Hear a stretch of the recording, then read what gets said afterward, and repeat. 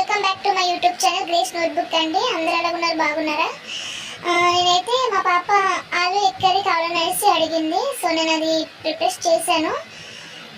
Taste అయితే చాలా బాగా వచ్చింది. మీరు కూడా ట్రై చేయండి. నేను ఇంగ్రీడియంట్స్ పెడుతున్నాను, మీరు కూడా ట్రై చేయండి ఒకసారి. చాలా బాగుంది.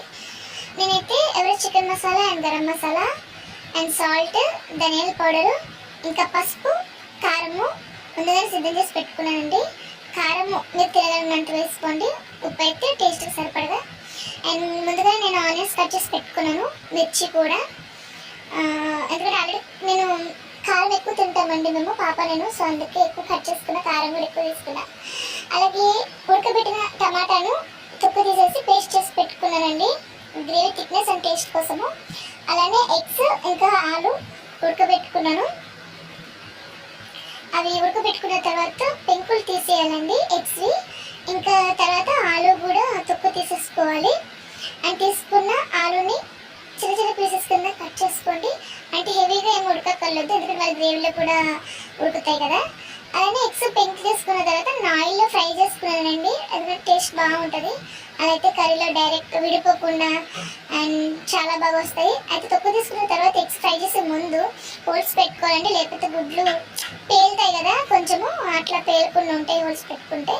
ఆయిల్లో డీప్ ఫ్రై చేసుకున్న తర్వాత అయితే నేను ఇంకా ప్రాసెస్ స్టార్ట్ చేసేసానండి. చూసారా, ఫ్రై చేసుకున్న తర్వాత ఎగ్స్ ఎలా ఉన్నాయో చూడడానికి బోండాలో ఉన్నాయి కదా. అయితే ఒక బాండీలో ఆయిల్ వేసుకుని నూనె వేడైన తర్వాత దాంట్లో కొంచెం ఆనియన్స్, మిర్చి మనం కట్ చేసి పెట్టుకున్నవి వేసుకోవాలండి.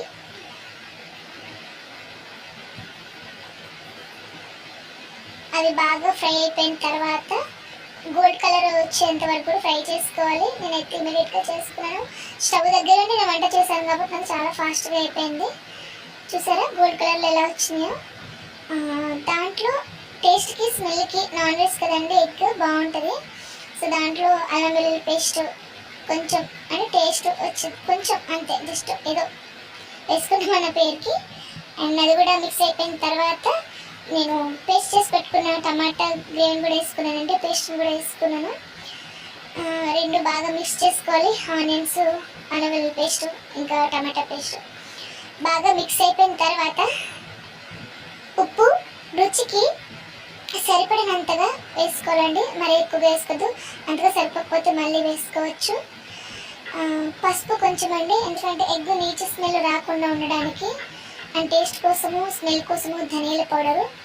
అండ్ కారం మనం తట్టుకోలేనంత, మనం ఎంత తింటామో అంత కారము. నేనైతే 3 స్పూన్స్ వేసానండి కారం, మేము ఎక్కువ తింటాము.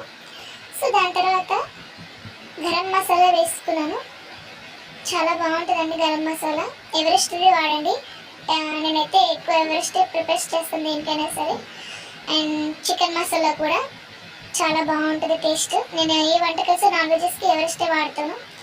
అండ్ కొంచెం థిక్నెస్ కోసము కర్డ్ అయితే వేసానండి, మరీ ఎక్కువ కాదు. ఒక చిన్న స్పూన్తో, ఒక ఫుల్ స్పూన్ అనుకోండి, చిన్న స్పూన్తో వేసుకున్నాను. సో గ్రేవీ థిక్నెస్ కోసం అనమాట అది యూజ్ చేసేది.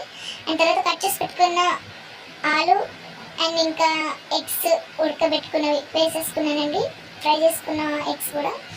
అండ్ లాస్ట్కి వచ్చి మన ఆలు ఎగ్ కర్రీ అయితే ఇదిగోండి ఇలా రెడీ అయిపోయింది. చాలా రుచిగా ఉంటుంది, మీరు కూడా ట్రై చేసి టేస్ట్ చేయండి.